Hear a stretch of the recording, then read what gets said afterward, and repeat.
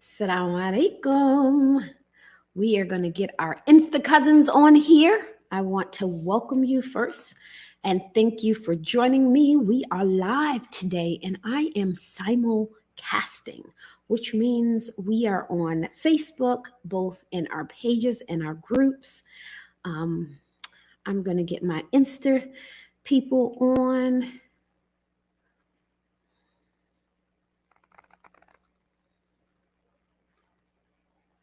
Tell me where you are logging in from. Wa alaikum salam, Sahar. How are you? I'm getting my Insta people on. All right. Our Insta cousins. There we go. Hey, Insta cousins. Assalamu alaikum. Maybe I should put my Insta cousins on the other side. Yeah, because I'm blocking you guys with my microphone. All right. We got Insta cousins over here. All right. Me and my, I'm never ready like I'm supposed to be when I log on. Okay, so Asma from Rhode Island, Salamu Alaikum, Plano, Texas, Sahar, Salamu Alaikum. Hey, Insta cousins, how you doing? So today we are talking about how our weight loss and health and fitness journey can affect our relationships with our spouse, our relationships with our children, our relationships with our family members in general. If you are just joining me and you are wondering who I am because you have followed me for some reason you can't remember, let me assure you it was a really good reason. Because my name is Mubaraka Ibrahim and I am your health and happiness coach. And here on the Fit Muslimah platform, we talk about food, faith, and fitness. If you believe that physical, mental, and spiritual well-being is intertwined and the weakness of one weakens them all and the strengthening of one strengthens them all, then welcome, because you have found your tribe. And our vibe attracts our tribe. I want to really say salamu alaikum to everybody who has joined me, and peace be upon everybody who has joined me, who may not know what salamu alaikum mean. It's just sort of kind of like peace, dude, lack of a better term. So now you know, that's our tribe greeting. All right. All right, Stephanie from Panama. Oh, it must be nice and warm there. Selma from Chicago, and Manal from Vernon Hills, Illinois. I know you guys are probably just as cold as I am. So I want to welcome you guys. If you are currently on a health and fitness journey, we are going to talk about a few different scenarios of how weight loss and being on a health and fitness journey in general can affect our relationships with our loved ones, with unfortunately people who all up in our business are not supposed to be, and what we can do about it, right? So we're going to take it kind of like pace by pace. Let's talk about how you incorporate health and fitness in a journey when you have children. Right? So I'm a mom of 4, alhamdulillah. They are all grown. They are all 20 to 27 or 26, something like that. So I don't have little kids anymore. But when you have children and you start a new health and wellness journey, it's really hard for us as moms to do it just singularly, right? So one of the biggest things that people comment when they join a program is, what kind of food am I going to have to eat? Because I really don't want to have to fix 2 meals, eat one thing, feed the kids something else, right? So I would say that if that is an issue for you, then you should actually be following a plan that allows you to feed your kids in a healthy manner. When you have smaller kids, it's a little bit easier because you have more control over what they eat. They only eat what you give them, right? So we're talking about kids who are not big enough to go to the store by themselves, kids who are with you or a supervising adult at all times. So we're talking about people under 10, I'm going to assume, right? It's a little easier for you to incorporate healthy foods into their daily eating habits. But if you have to change, what happens, right? Will your kids like automatically reject vegetables? First of all, I want us as mothers, particularly because even if we are in a two-parent household, what we know statistically in America, at least, that even in a two-parent household where both parents contribute to cooking and cleaning, the women are 70% more likely to be responsible for cooking and grocery shopping. So that means that if you have a great husband that's following the sunnah and he's sweeping floors and changing pampers and ironing his own clothes, 70% of the time, you still going to be cooking and grocery shopping, right? Even when he's all great like that, right? So, when we can change the eating habits and the way that women look at food and nutrition, we actually change the entire family. That's super important. Our goal for every generation is for it to be better than we are, right? If we're older and we're adults and we're trying to lose weight and trying to change our eating habits and things like that, right? We don't want our kids to fall into the same mistake, right? Not understanding nutrition and health and having to change when they are adults. So the best way for us to avoid that is to normalize healthy eating for our kids. If you are trying to eat more vegetables and you have small kids and they may be picky eaters, try lots of different things. It's okay for them not to like something and to like something else, right? Try lots of different varieties of vegetables and don't limit them only to what you like to eat, right? So you may, for example, not like collard greens or not like asparagus, but maybe that's something that your kids might like. So find a recipe, learn how to cook it, and give it a taste test. Now, if you have older kids, meaning that they're teenagers, it may be a little bit more challenging for you to change their eating habits because they may be used to a certain way, especially if it is a huge shift.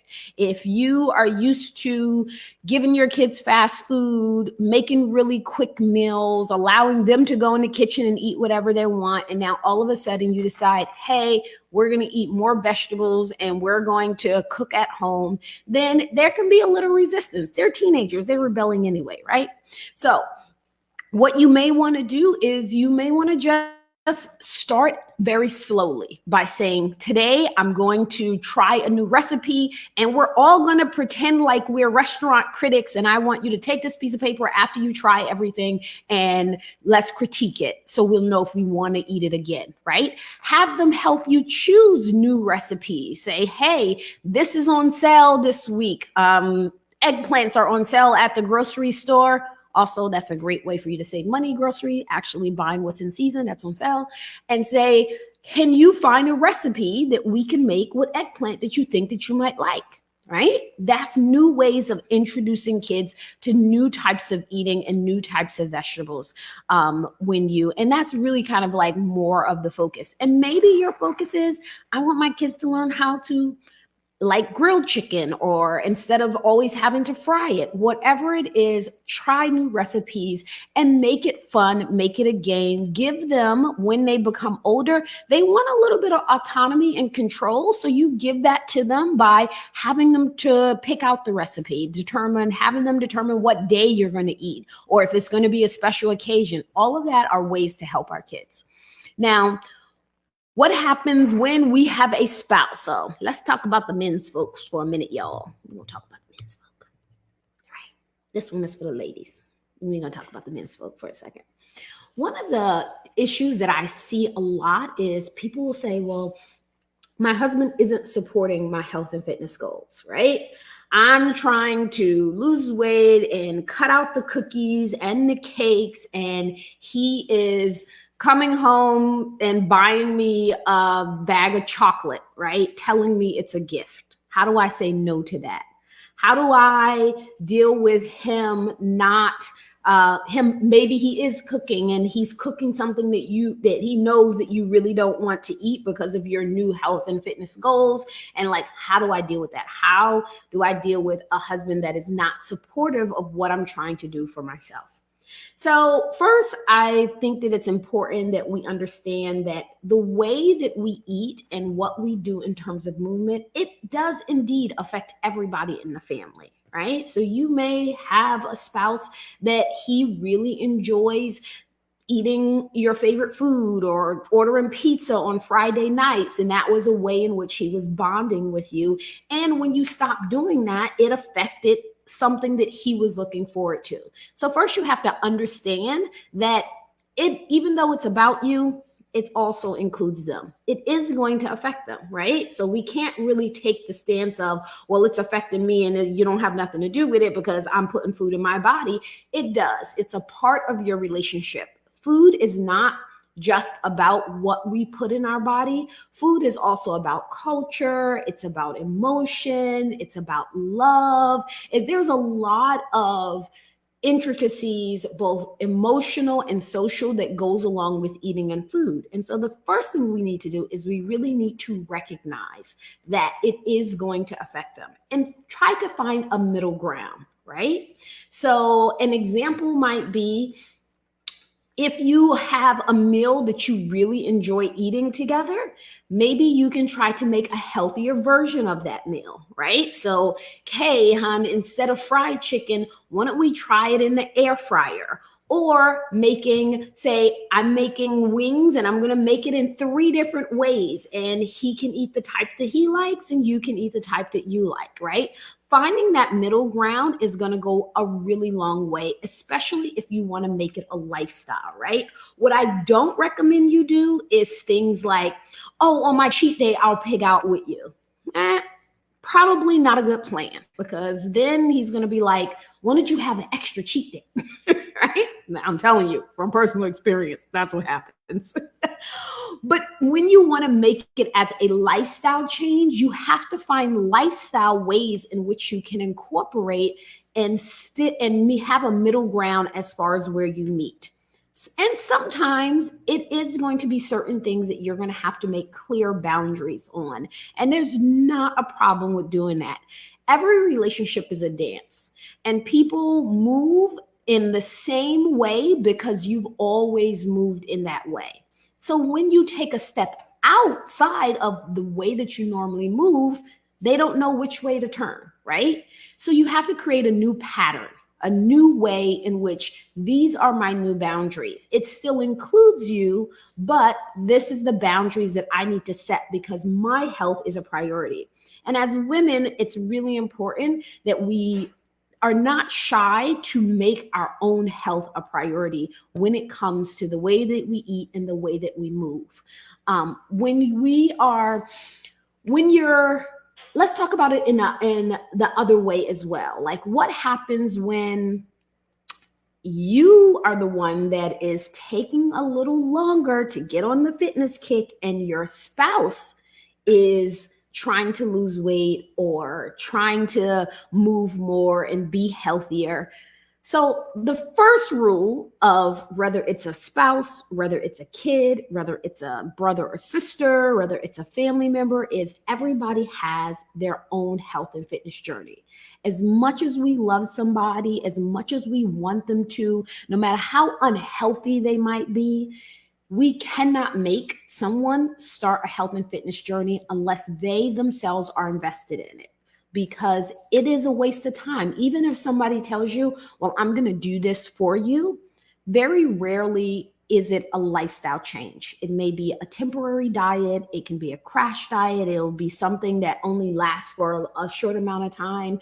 We really have to allow people to take their journey at their own pace.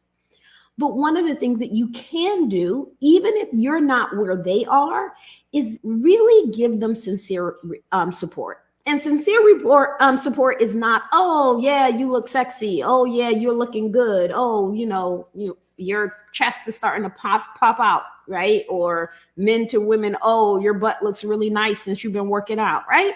Not just simple compliments like that.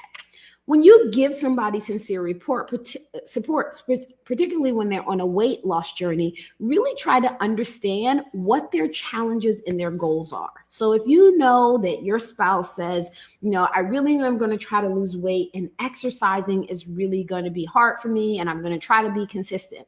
When you see them being consistent and you understand that that's their struggle, that is the type of sincere support that you can give. You can say, you know what, babe? I noticed that you have really been consistent with your workouts lately. Good for you.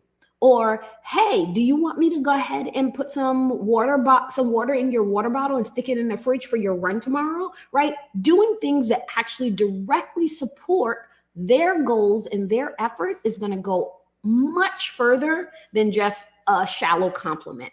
So we have to, as couples, support one another no matter where we are inside of that health and wellness goal. When it comes to the exercise part, right? The biggest thing that affects couples is the time that it takes away, right? If you're used to, cuddling up in the morning after you wake up, but all of a sudden your partner decides that they want to get up and go running every morning at 7 a.m. and you're like, but we normally lay in bed until 8. Like, what are you doing? Right? Sometimes it may require a sacrifice like that. You can always try a middle ground, like, hey, what are your days off? Maybe those days we can lay in the bed a little bit longer and cuddle, right? Little simple things like that allows you to meet halfway. And if you are the person that needs to get up at 7 a.m., sometimes you have to be the person that offers those compromise and make them really clear. Like, hey, I know that this has been our pattern and me now engaging in exercise in the morning is changing that. So here is what I am going to do so that we can continue to meet at this middle ground, right? Having that clear communication is going to be so important, right? So you don't want to just start doing it without telling them and then they're like, oh, you don't cuddle with me in the morning anymore. And then it becomes an argument. Like, you don't notice that every Thursday I lay down for a little bit longer and I don't go running until 9. Like, creates an argument. Don't want to go there. So you want to make sure that you have clear communication and that you're finding a middle ground in where you can meet. You can't make anybody start a health and fitness goals, and you can't deter people when they have a clear goal in mind. So it's really important that you create that supportive atmosphere within your relationship. It may be you going to run a 5K and your spouse or you as the spouse say, hey, you know what? I'm actually going to go with you and just cheer you on. Little things like that can make a really big difference in both supporting your spouse as well as keeping your relationship close, right? So you can connect on the things that you may not necessarily be doing together.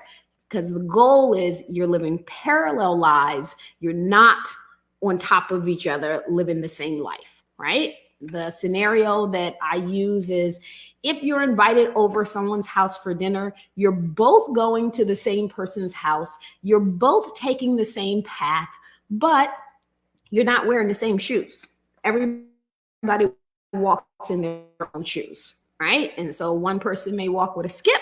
Another person may drag, but you're still going in the same direction. So that is some suggestions about how we want to deal in relationships with our spouse. Now, what do we do about the extended friends and family who always got something to say about what we're eating and what we're doing, right? So other than telling them to mind their business, don't do that. That can create relationship tension. Okay, they should mind their business. However, if you just blatantly say that, that might create a little problem. So I'm going to give you some tips on how you can maintain a relationship with your extended family, siblings, in-laws, and still stay consistent with your health and fitness goals.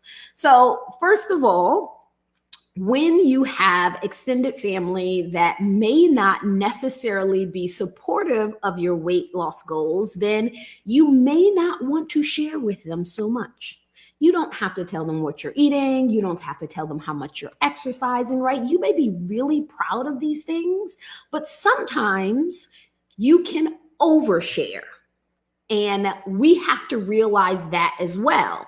Not everybody want to know what you had for dinner, or in my case, what your ketone level was, right? How fast you were able to run yesterday. A person who is not into health and fitness, hasn't prioritized their health, doesn't exercise, they can sometimes take that as an offense, as if you, even though you may not intend to be offensive, they can take it as an offense, as if you're rubbing it in their face. You have to know the people that you're dealing with, right? So if it's somebody who this is the furthest thing from their mind, but they know that they need to engage in health and fitness, then it can become a really contentious when you're constantly talking about what you're doing, right?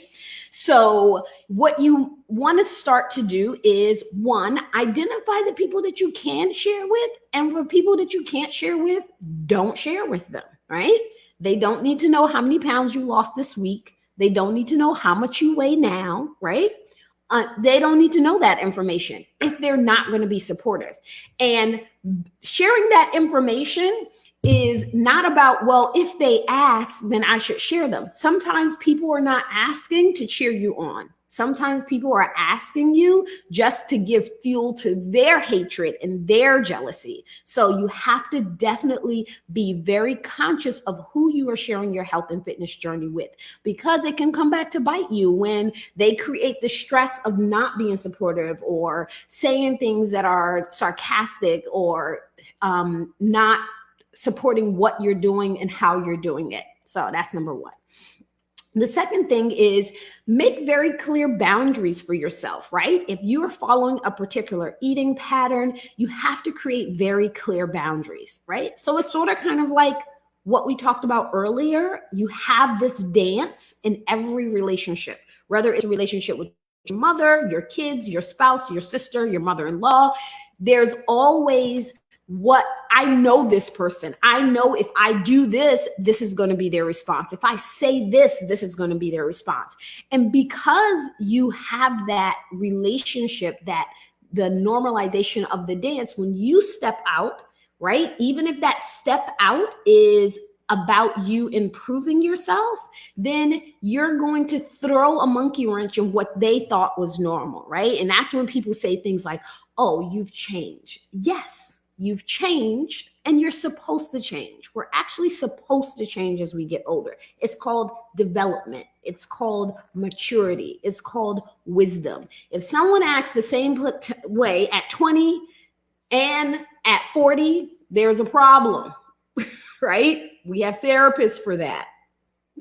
You should not be the same way at 40 as you were at 20. You just shouldn't, right? You grow, you learn, you mature, you have life experiences. So when people say, oh, you've changed, you should say, well, thank you. Thank you very much. Appreciate that. So one of the practical tips, so I'm going to give you some practical tips in dealing with extended family members. You're over their house and they have all of this food, right? How do you still maintain your chosen way of eating and deter people constantly criticizing you? So, number one, set your boundaries. Understand what you're eating and what you're not eating, and be consistent in that, right? Consistency is how you're going to reset that dance with them. You have to be consistent. And sometimes that means that, you know what, I really do want to have a flex day today, but I'm not going to have a flex day because it's only the second time that I've been over there since I started this new plan, and I need to show them consistency, right? So when I first started eating a ketogenic lifestyle, my husband actually, so in my house, so there's a little personal information, we have 3 different types of eating. My daughter is gluten-free because she has a gluten intolerance. I eat a ketogenic lifestyle, and my husband eats whatever he wants, right? And alhamdulillah, he actually, since he has retired, he actually does most of the cooking.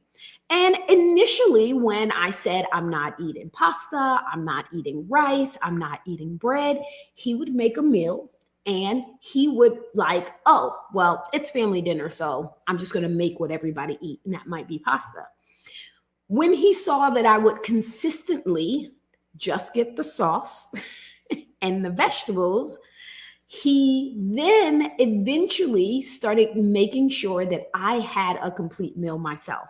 Stop making so many things as often of things that I do not eat, so that I could sit down and I wouldn't have to go in the kitchen and make a different meal. Because sometimes he would make it and then I would go in the kitchen and make my shiitake noodles and have to wait until everybody else is done eating because my noodles is taking longer. And so it would be not ideal way of eating family dinner. But now because of the consistency of doing it for the last 4 years, right? Now everybody is familiar with what I eat and what I don't eat. Even when it comes to things like, hey, we're cooking something and he's cooking rice. If I'm not going to eat the rice, he's now cooking less of the rice because he knows that I'm not going to eat it, right? So when you are consistent, you then create clear boundaries with people. This is why crash dieting, not only is it a bad thing in terms of your health and weight loss, but it's also not beneficial to your relationships and your lifestyle, because people never know what you're eating and what you're not, right? You have to create lifestyle habits. Once you have those lifestyle habits, know that when you go to somebody's house, particularly if, for example, you follow a ketogenic meal plan, there is almost always going to be something that you can eat.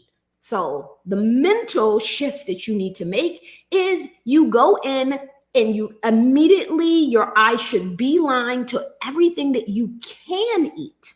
And that is important, because oftentimes we will immediately look at all of the things that we cannot eat. You have to look at the things that you can eat. Now, what happens when you're eating, for example, and your mother-in-law is like, well, why aren't you eating the rice? You know, you always eat this rice. This is really good. One of the really good practical tips that you can make is immediately start complimenting something that you are eating. Right? So if she's like, you always eat the rice, you like, this is some really great chicken. Oh my God, I think this is like the best chicken that you've ever made. Is your cooking skills getting better? This is really good. It will totally distract them from the stuff that you're not eating. Like, honestly, it's just a practical tip. People love to get complimented on their food.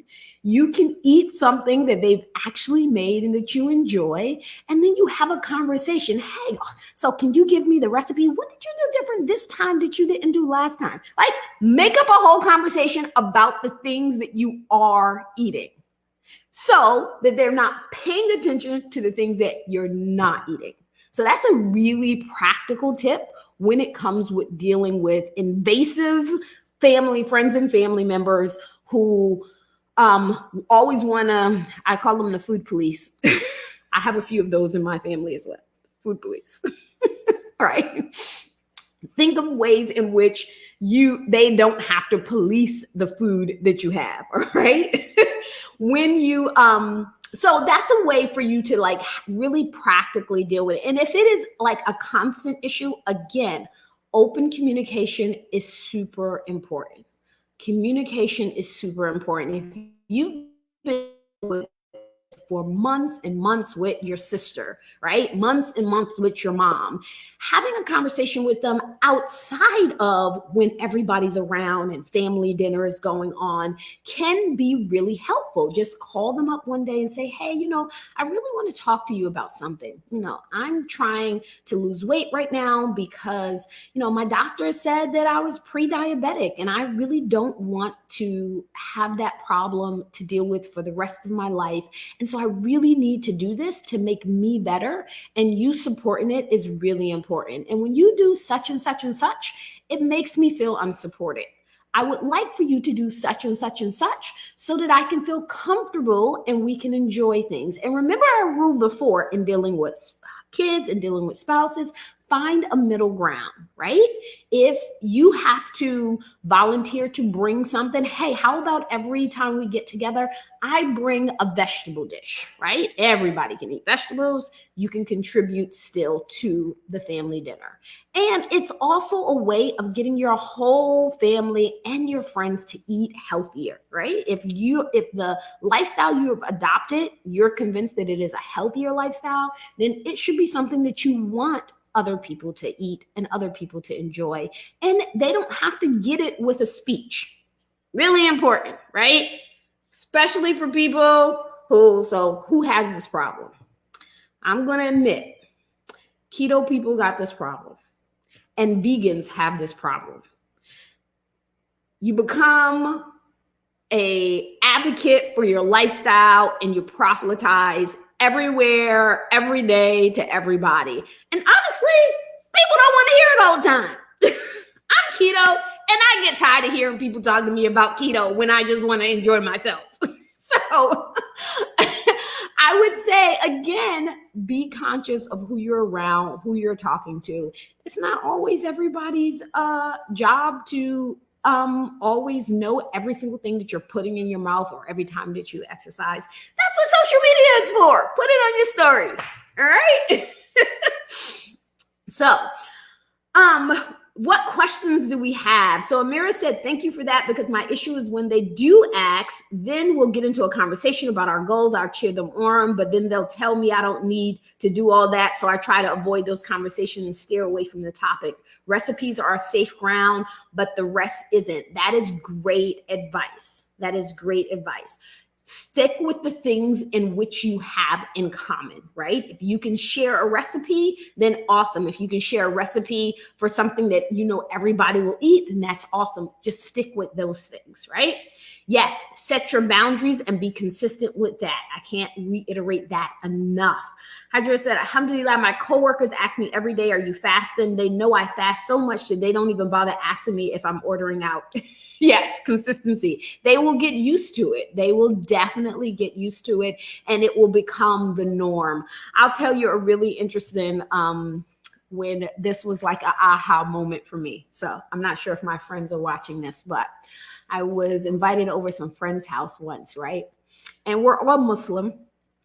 And we sat down and they offered me, so everybody knows I eat keto, right? But there's all kind of stuff on the table that's not keto.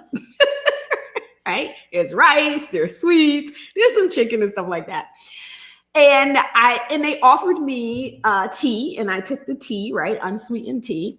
And a few minutes later, another friend came in. And he sat down and, the hosts were like, oh, get a plate, get something to eat. And he was like, no, I ate already. I ate right before I came. And they were like, no, it's the sunnah that you have to take if we offer. And they gave him this whole sunnah speech. And I was sitting there, I was like, that's really interesting that they did not give me that speech. Maybe they didn't want me to have to choose between sunnah and keto. I don't know. But what was really interesting to me about that was a part of the consistency and your friends knowing you, right? They offered me something that they knew that I would take, right? They offered me the tea, no sweetener. Yes, thank you. Alhamdulillah, right? So that's where the consistency comes in, and people will get used to it. And it also puts you in a position that helps you to be consistent, because when you go over someone's house, a friend or family member, then you're not constantly. It puts less pressure on them. They don't feel like they have to make all of this food for you, because they know that you're going to either be doing your intermittent fasting or you're going to only eat certain things. So it actually helps the relationships all around. All right. So boundaries, people, set boundaries, be consistent. That is the two most important. No, three. We got 3 lessons from today's talk. Set boundaries, clear boundaries, be consistent, and find a middle ground, right? Set boundaries, be consistent, Find a middle ground. It does not have to be all or nothing. There's always a middle ground that you can find. As Amira mentioned, instead of sharing your entire diet, maybe you can share one recipe. As I mentioned earlier, instead of you changing your entire schedule, take a couple of days where you're actually staying consistent with what you used to do with that person as far as engaging in activities, right? All right, so until tomorrow, what's today? Today is Thursday, so I'm actually not going to talk to you tomorrow. I'm going to talk to you on Monday. And I have some really special stuff that I'm going to be doing next week, including some giveaways and some shares. So check the page over the weekend because I will be dropping hints about what we're going to do next week. All right. Assalamu alaikum.